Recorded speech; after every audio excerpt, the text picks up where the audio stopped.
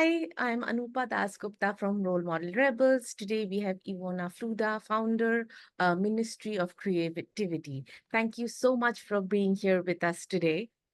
Thank you for having me, Anupa and Role Model Rebels. Okay, so here we are today discussing and just chatting about who you are, what prompts you and what you are creating today. So let me start with the first question. How do you define creative leadership and what influenced your approach today to use it? Thank you for this amazing question. I feel like, I need to start with the first part of the creative leadership, which is being creative and creativity. So creativity has influenced my whole life, basically from the very beginning. But at some point, I just lost touch to that through different circumstances and situations. Some of the teachers were definitely influencing me in this matter, and for many years, I just basically, abandoned my creativity, if you wish. But when I came back to that, when I really tried to use different creative tools, develop my own creative tools, use different artistic creative tools as well, I realized that there's just so much more to creativity than just the artistic path. Yeah. And I realized that we all are intrinsically extremely creative, but our creativity can be just featured or displayed in different forms. So it can be in business, it can be in arts, it can be in leadership, absolutely all the time. But how I understand creativity and creative leadership itself these days is self-leadership. It's basically you're using creativity for yourself, and then you're putting this, let's say, creative power out to the world and influence other people. How it works for me is that, everything what I'm talking about, everything what I'm doing, everything what I'm thinking, it's really very much connected to creativity and creative powers. And this notion of every like anything is possible. There is kind of limitless amount of possibilities in the world, and we can do what we basically wish to do with that. And when you have that mindset, of course, when you go to the world and when you amplify this mindset, you influence other people as well. So that's for me the creative leadership. More from the scientific approach, people just talk about creating innovative solutions in the team. So that's true as well. It can be in the business world, but it can be also in any other capacity. It can be in our communities, in our families, in our different relationships, where we can consciously use creativity and our creative powers to influence something, to create something out of basically scratch, out of nothing, and then make magic happen together, collaboratively, but also individually. Yeah. And the thing is that, like, now that you're a founder, and using this medium, because like you said very rightly, for us, when we start, we think creativity is in art, in dance, in movement. But then, through work, now we know that it's found in in innovation management, it's found in business coaching, and more so. And like you said that you're also focusing on building experiences which are beyond, which is like family. So how did you find this approach, and what led you to create these spaces? That's a wonderful question. Thank you for this. I started to create, I call them safe creative spaces already many years ago. And the reason behind that was that I ended up in a foreign country in Switzerland, and I just wanted to create a community for myself, for my own needs. But then I realized there's just so much more into that than just creating, a small community. I realized that, we all are intrinsically extremely creative, but we also have the power to co-create together. And that happens when we are in a safe space. And Yeah. then creating a safe space is not really the very easy, straightforward thing to do. Very often we need just psychological safety, we need physical safety, we Yeah. need a space where we can feel that we can open up. So there are many aspects of creating a safe creative space. Many people talk about the brave spaces, but for me, when you create a safe space, that means that your bravery, your courage just is there, is kind of invited to and welcome to be there. And when I realized that actually the experiences that I started to run and to organize for the public, they actually brought much more than I actually thought at the very beginning. People were really encouraged and amazed by the potential of the different methodologies I started to use, but also methodologies that I have developed on my own. And I started to offer that to different institutions, organizations, and set up kind of creative, innovative workshops. And then when everything clicked, basically, because then you realize, the challenge of creativity or the challenge of lack of solutions is not the kind of challenges in our small Yeah. communities. It's actually everywhere. But the reason why we are not finding the right solutions, if you wish, whatever right means to you, is because we are not in the safe space. We are not allowed to voice our struggles, our ideas.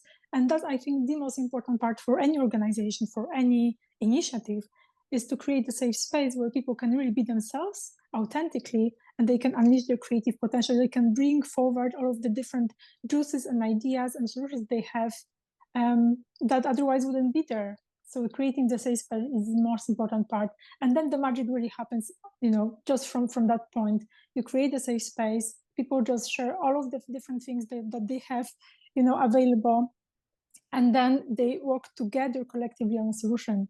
So that's one part. But I also realized there's other aspect of creating safe space, actually three aspects that we need to consider. I call them three golden rules for creativity. So the first one is ideas. So for me personally, but also in my professional world, every idea is a good idea.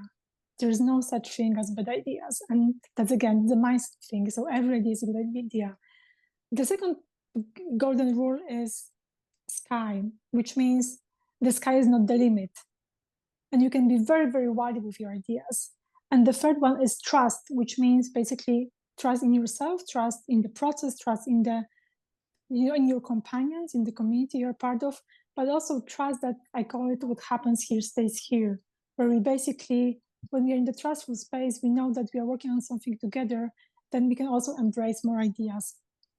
And that's, I think, what really has influenced my life, personal life, but also professional life over the years immensely, this approach. No, and I think that was very beautifully said that, when you look at these three parameters, today we are, in a space, whether it's in our work, whether it's in our environment, this kind of conversation and, taking it forward definitely has, a lot of implications of, how people voice what they have to say. And that definitely leads into a culture. So how do you foster this kind of innovation and creativity within an organization, and what kind of tools do you use? Hmm. That's a great question. So the first tool would be the trust that I mentioned. We need to Yeah. establish really interpersonal trustful relationships if you want innovate in general. Very often that's not the case, and we are all aware of that. I just can give you an example. A few years ago, I ran qualitative interviews about Um, creativity and innovation within organizations, mostly in the German-speaking countries. Speaking, to middle mid-level and senior level management about innovation, creativity, their approach towards creativity and innovation. And it was really, I never published the results. And maybe at some point I will publish the results. And the reason behind it, because I was just completely shocked about what happened. So imagine mm, I ran 30 interviews, and every interview is structured as we are talking mm, today, right? We have questions, mm, and you would love to learn from me. I would love to learn mm, from you. We learn from yeah, each other. And during the interviews, I realized, well, the answers were really that's like very promising, if you wish, because most of the yeah, organizations, said like, yes, we are just so innovative. We have all of the different measures and all of the different programs to support creativity and innovation. And we have, this hub and that hub and mentorship and stuff. All right, fair enough. Amazing. That's really great kind of tactics, if you wish. mm. But then when I turn off the recording, people started really talking. Yeah, that always happens. And it was so really interesting to me. It was kind of like the brick wall just collapsed, because then Yeah, they started to say, "Oh, actually, I really hate their job. I'm searching for something new." Oh, actually, what I just mentioned to yeah, you, it doesn't happen the way I mentioned to you. Oh, no, forget about innovation. All of the different innovative ideas are being killed by the senior management the next day. And I'm like, whoa, yeah, what is happening here? What is happening? I believe, what I observed, and that's, let's say, 90% of all of the interviews I had were when like there was, I think, one or two people who were really happy about everything that's happening in the organization. And what I realized was that was really interesting, because it looks like people are wearing the mask if they're in this very certain role, and they need to just present themselves, or they need to present the company or the institution in a certain way. And then when there is no recording, everyone becomes authentically himself or herself, and they start sharing out of the heart. And I realized that the reason why it's happening because there's no trust in the organizations. So if those people would voice to their managers what they voice to me after I just turn off the recording button, um, then I'm sure they will be in trouble if that's really the case in the organization, that the innovation is not fostered, you are not allowed to voice yourself. So the main important thing, I think, but this is in all relationships, not just in organizations, it's really to create trustful interpersonal relationships, to allow people to be themselves. I understand that it's not always kind of possible or available to the extent that we wish on the human level, but it is possible long term. It is possible to foster people's intrinsic needs, talents, creativity. Another example I can tell you, last year I talked to someone I really admire, one of the really great leaders I have been following and learning from for a very long time. And he said, we have this amazing program, and she's just so good at programming. She's the best. I'm like, awesome. I actually introduced her to the company, so I was just like, yeah, perfect. And then, but he said, but he's just not very good at running workshops. He's just, she's just not good at that. And then I felt like, yeah, but look, if you would ask me to program something, to code something, I'd say like, no way. I'm just not the programmer. I don't have the Yeah. needed kind of hard skills, if you wish. But if you would ask me to run any workshop, my goodness, I would design for you the right workshop right away, and you would be so happy with that. So I feel like what is missing very often in organization is the lack of fostering the talents and the needs and uh, the talents and the needs and the intrinsic maybe wishes of the employees to the extent that they could really fulfill them to 100% and more, rather than trying to force people to do something they're not very comfortable with. Yeah. You could actually put your effort into fostering what they really want to achieve, what are their career goals. And I think that's also the second part that I would definitely rethink within the organization when it comes to how to foster talents and creativity in general in innovation organizations. Yeah. Yeah, and that actually you've covered what I was going to ask next is, what are the challenges? And I think it is very important that, even I have conducted, workshops where it's very evident that, only through, let's say, an access a tool like mapping, where people who come and you really don't know who said what as such, where, you see people from the lower management opening up to, let's say, something which is very very important, like like you said, not appreciating new ideas, or overlooking skill sets, which is something very common because a lot of companies want the perfect all-rounder, and it's not possible. Some person might be very good at programming, but they're let's say even conversational or management skills might be not great. You might be a great leader, but then you might not acknowledge your team members as such to become that great leader. And so what kind of tools do you think that you've come across or you've created really create this exchange, in fostering this creative leadership, where Hmm. people can really benefit from knowing? So for me, one of the tools, it's so interesting you mentioned mapping of the ideas. That's definitely one of the tools I definitely use. But the other one is what I observed very often is just to give you the background of that is like we just spend so much time in the organizations talking. So we have like tons of the meetings, and most of the time nothing happens during the meeting that could be crucial for making a decision or solving any problem. And it's just lots of talking. So my approach is different. I think we just talk too much. And from talking, usually talking is important, but listening is even more important. That's something for a different, probably different conversation. So we talk and no one listens, or we talk just a few people listen that probably are not in charge. But it doesn't matter. My approach is that during my workshop, people just don't talk that much, and I can tell you why. And the reason why is because we influence each other when we talk. So when let's say I'm the junior manager or I'm an intern and I have this brilliant idea, but I'm just so afraid to say it, because what they will think, and I just don't know how they will react to that. But there is another manager just saying exactly the same idea, and we want to say something, we are afraid. We are constantly influenced by all of the different people at the table talking, and to make sure that everybody is actually acknowledged, I ask people to do that, actually write them down. So basically, the process is very, very, very quick. Let's say we have a topic or a challenge, and I give people usually 4 minutes to write down all of the solutions that they have for that particular topic or challenge. And after 4 minutes, we can map them out and we can just look at them and then we can discuss. And I think that makes very often really a huge difference, because again, your ideas are not influenced by other people. You have your voice, your voice is being acknowledged right now in this very moment, and then you can voice them as well later on during proper discussion if you wish. Yeah. So I think that's one of the tools I development discovered, is very efficient. It's very efficient when it comes to time. It's very efficient when it comes to the quantity of ideas. You're just getting lots of them, and within 4 minutes or 5 minutes you can get just so many different ideas.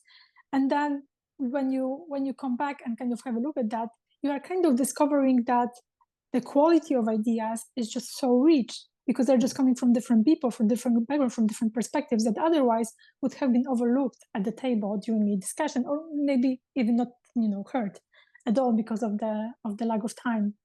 So I feel like this is probably one of the most important tools, which means less talking, more More writing, doing. and more listening. Really, doing, of course, is part of that. Yeah. Yeah. Yeah. And tell us a little bit about the interesting projects that your initiative is doing today that you'd like to share with us. I can tell you, Anupa, that I have been blessed over the last year with so many different ideas and collaborations and projects. And what I usually do is that when I have an idea and I just cannot get rid of that, I always have this type of 3 to a week, 3 days to a week, where I kind of sit on the idea. And when I cannot get rid of that, I feel like, okay, there is something there I need to really work on.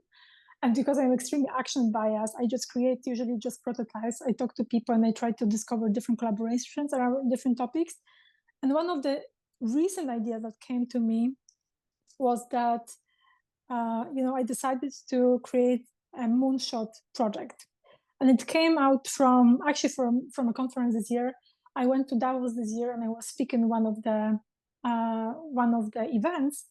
And usually for my presentations, I use like short videos or digital art. I create digital art. And there was this one gentleman coming to me after my speech saying, like, I really loved your visuals. Like, that was so beautiful. Do you feel like you could create something for us for our moonshot project? I'm like, moonshot project or moon project? That's interesting. Tell me more. And what occurred was that he actually owns a space tech company, and what they do, they basically create human heritage and they send it to the moon with different rocket launches. I felt like, of course, Oh, that's fantastic. Sign me in. I will create for you art for the moon project, whatever you like. And I created that, but then I was sitting with this thing, and I was like, that's really interesting, but I just cannot. Somehow something was missing for me, because for me, of course, I feel so humble and privileged to be part of this huge project. But on the other hand, I felt like, how about we give access to other people to be part of this huge moon project as well? Why not? And I worked with my friend Cornelia, but also with Ben, who is the founder of LifeShip, this space tech company I just mentioned. And we decided to create kind of a bigger project. We call it the Moonshot Celebration, where basically we are collecting 384,400 wishes. That's the distance between the Earth and the Moon, that we want to send to the Moon. And the idea behind is basically to create the wishes and also to follow up with people after some time to ask them what they did actually, what actual actions did they take to make these things happen. So that's in a nutshell.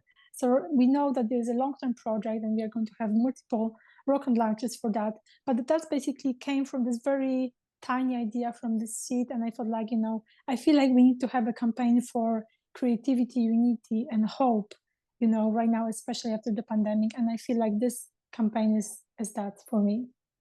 yeah. No, that's beautiful because I think, everybody today as an individual, whether we acknowledge or not, has a sense of vision for what they would like their I would say, manifested reality to be. And I think this conversation of actually this goal setting from, it's almost like the methodologies that we use in service design from discovery, define, develop and then delivery. And I think there is such a big connection in things that we do today as individuals, that it just interplays into from person to product. And it's great that you're encouraging that vision amongst not only your parameter, but for so many other people around. No, thank uh you. And just a comment on that, I read somewhere that during the pandemic, 25% of the global population suffered from mental yeah. illnesses or mental challenges. And I found it so striking because that's really 1/4 of the global population. That's huge. And I feel like many people just lost their hopes during the pandemic because it was extremely Yeah. overwhelming Yeah. for many people in many communities.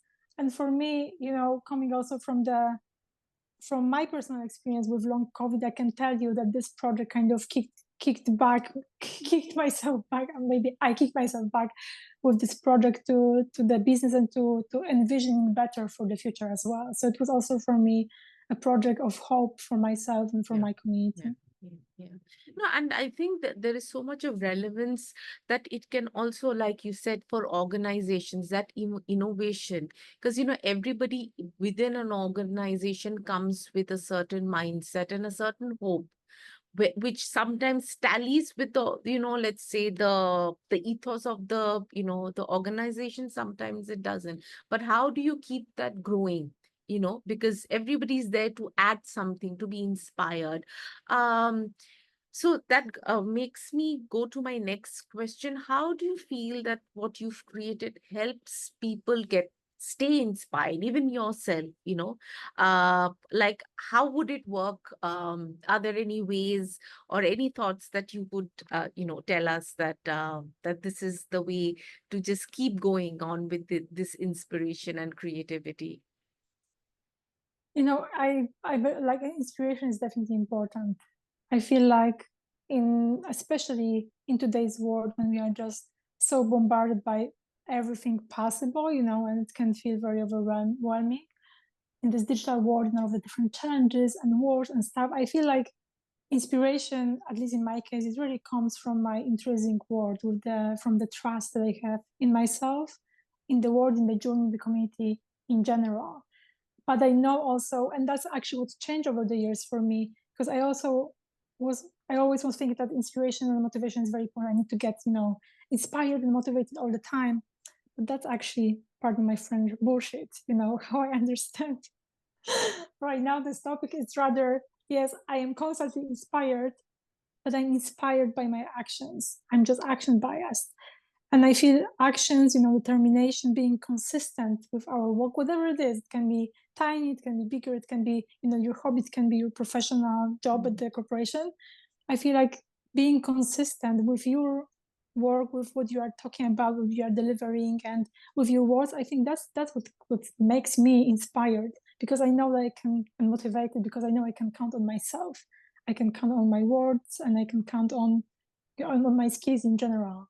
And I feel like that a little bit changed over the years. And I just remember right now, I read somewhere, it was like this beautiful image saying like, two people basically in front of the motivational conference saying like, hey, I'm so motivated right now, I'll do everything. And then, hey, what's the next conference we are going to attend about motivation?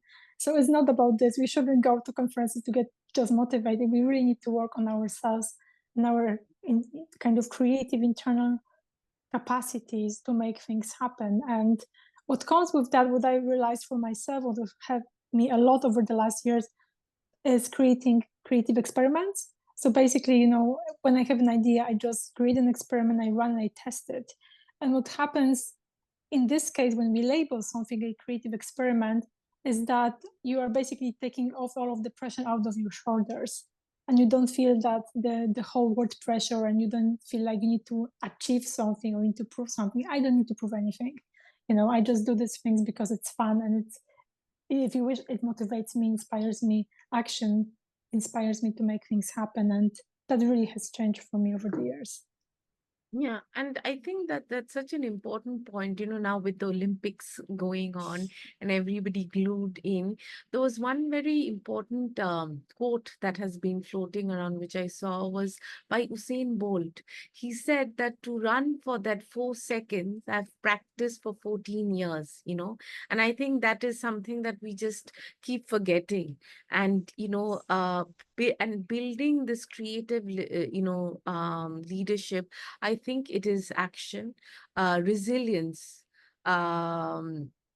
collective effort, and community building that are so important for, individuals and, projects to, kind of to take forward, Absolutely. in that sense. And I Um, can just tell oh, you, I just need to comment on that, because there's one other component I think it's just so, so important, yeah, And I'm not sure who said that. And I'm totally with what Mr. Borg said. But I heard someone saying, people on the top collaborate, they don't criticize, or people yeah, who do more than you do, they will never criticize you. And I feel like it's so powerful to even realize, very, and to very, collaborate with people who really want the best for you and want to yeah, co-create something yeah, together. I think it's such a power yeah, in that.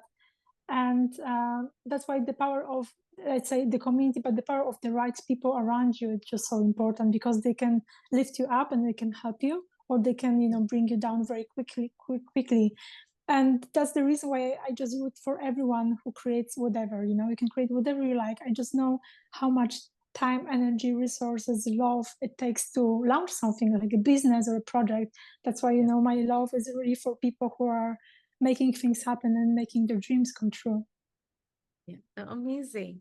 Um, how has today in the work that you've done, let's say the implication of technology or emerging technology affected the way that creative leadership has kind of uh, shaped today?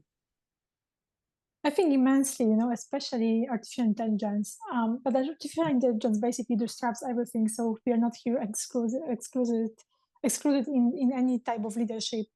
What, depending on how which type of leadership you want to talk about, and which type of creative leadership you want to talk about. But what I realized, even recently, I noticed that there are creative leadership programs backed by AI. So basically, you have a chatbot. You can talk to the chatbot that will help you to solve your problems, or solutions.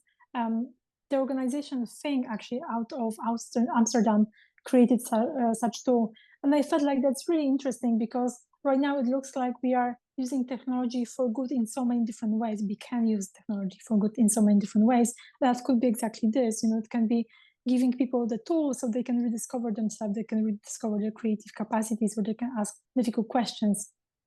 I'm sure ChatGPT can do the same, but just for the sake of the argument, I feel like Think did really an amazing work with this particular tool. In general, I really hope that what technology will enable us was, it will free our time up in a way that we will spend more time on creating, maintaining, establishing, uplifting human connections, and really what it means to be a human being, than to spend time in our Excel sheets. So that's my hope for technology long term, and that's Yeah, my hope for creativity in general. So what what artificial intelligence did, for example, for me, was that by pure accident I became digital artist. I didn't know that such thing exists before I started to create digital art some time ago, but then it did happen, and I was really pleased with that, because technology also enabled a lot of creating creative images, portraits or different things. Really enabled me to kind of tap into the part of creativity that I didn't know that I have for such a long time. So that's also, and for me personally, because I started to create digital art when I was sick with long COVID, it became also kind of therapeutical a little bit, yeah. that I just spent so much kind of focused time just on creating. That was really beautiful. So definitely technology can help us to unleash our creativity and to lead ourselves creatively long term. But also, I hope that for organizations, more on the side of creating more human connections than on the side of just amplifying technology. Yeah. I think, yes, technology has a very vast, I would say, force that has, come into our lives at any level. But like I always believe, like what is being said is that you need that, it's like a horse. You have to train it in order to use it. And that's where the creativity comes in. Today, yes, ChatGPT is widely used, but then you as the individual, it is your creativity to create that prompt that will Mm. give you that exact and very unique answer. So I think creativity, inspiration at any level is kind of one of the masteries that people need to own and hone as well, to build that kind of feature, whether it's in their work, in their own life. And I think there is a lot of positive implication with it as well. Mhm. Absolutely. So The other part is what I observed, because I actually did this test last year already, and I spoke about this also last year at the conference, which is really interesting because very often people say about AI being not able yet to be creative. And I need to argue with that a lot. I think AI, ChatGPT, or different, LLMs, they are already creative on the human level. They can solve the problems, they can create things, they can whatever, they can do many things. What is mm, missing here is the part that can be long term, of course, done, is human emotions. And I think that's the part that is still missing in AI tools. But human emotions are also data and facts, and that can be translated into technology as well. So here I would be very careful in, like, I'm careful also for myself to say that AI cannot be creative because it's already creative on the human level with the yeah, systems that we already had last year. And this year, of course, the systems are much more developed than before. yeah, Um, the other part, that's why there are also this ethical aspects of how we develop these technologies. And I'm not sure where we are yeah, with this right now. I'm not sure if you are anywhere with this right now. yeah, Probably nowhere, when I see how fast the technology develops. And it's a little bit like with the um, with the internet era, in early 20s. But basically, of course, companies wanted to go for profit, so everyone innovated in this particular field because they want to make money. And exactly what is happening right now. People are creating different AI tools and different businesses to make money, not necessarily to be inclusive, ethical, and thinking about the global community. yeah. I think that's a very, very valid point. I think today when ethics come into AI, like we all know, it is, effort that goes into building. I mean, yeah, to say that the man-made effort that goes into building the AI is still human, right? So how do you get? So that's why I think research is so important, where you get the right variety of people to give you that input to test. Otherwise, AI we've seen in so many products is so biased that it only given a question, it will only show or cater to a certain group of people, and that's not what technology is about. It's supposed to be borderless. Um and I think, yeah, there are dangers, but I'm guessing that we are all working to a very impactful and bright future collectively, that all of this will be dealt with. But if not, then I'm sure with technology and people in technology using technology are as fast. So today when there are some projects that we're all kind of in, which are emerging tech based, I feel that the users who are, let's say, at the not at even at the expert level, beyond, as innovators, we need to have that creative just to build with them, not for them. And so I think this kind of creative conversation and leadership is so important, that like you said, you don't build alone, you build as a community and you go forward. that's my wish, but it's not happening yet. And I feel like that's where we are starting really to be really in trouble as a global community, to see Yeah, that still the tech is built by a yeah, limited amount of people with the yeah, same or similar mindset and the same approach, and that's yeah. dangerous. And I need to quote here someone I met also this year at the AI for Good Summit, actually in Geneva. Um, he Tristan, I believe that's his name, from the Institute for Humane Technology out of California. And what he said, and I found it really interesting. He said that social media, that AI is like social media on steroids, and that's so true because it's just being developed so fast, and we need Yeah. to be so much more careful, I think, with that. But we are not yet, and I feel like that's something we still need to work on. Yeah. No, and you're very true. Even today, a very well-known Bollywood director, a few years back, he said that yesterday, in the olden times, news, you once it went out or once it went into print, you had 1 day. Now you have 1 second. So, the translation of data and information and exposure is so close that, the responsibility, like you said, the psychological safety, the way of bringing things to a kind of a place of acceptability is very short. And I think it has to be a collective effort where we bring this to a place where it can be acceptable and used by all. Yes, this is absolutely fantastic. Are there any other last thoughts that you would like to share, or give, or have anything else you'd like to share with the audience? Thank you, Anata. The last thing would be, we as human beings in our brains, we are just not prepared for the amount of information, the amount of knowledge, the amount of everything that we're actually surrounded by these days. And I feel like what helps me to navigate through really disruptive times, because we are part of this very disruptive times, is creativity and being creatively focused, if you wish.